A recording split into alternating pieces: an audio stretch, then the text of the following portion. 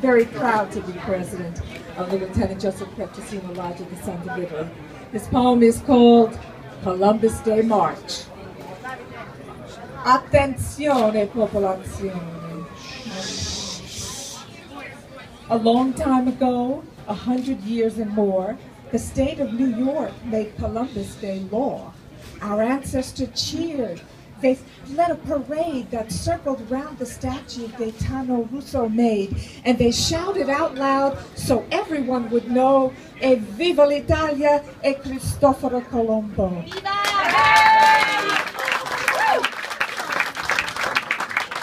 They wore uniforms with medals and ribbons and sashes and swords in their belts and handlebar mustaches.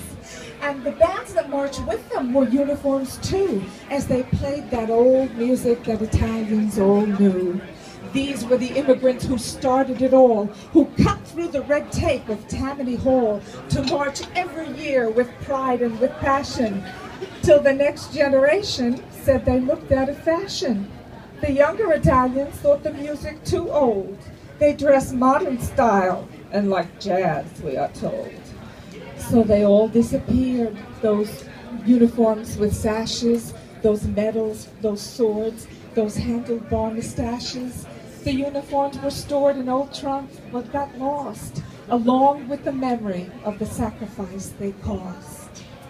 As we meet here today, 100 years and more after New York State made Columbus Day law, we march proudly together. And this is our mission, to celebrate our culture and uphold tradition and honor those immigrants who weren't afraid to march for Columbus with their colors displayed.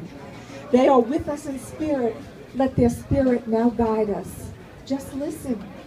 You'll hear them still marching beside us, wearing uniforms with medals and ribbons and sashes and swords in their belts and handlebar mustaches.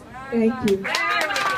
Let's hear it for Dr. Andri. Thank you so much, and thank you so much for the Lieutenant Joseph Petrosino Lodge in New York City.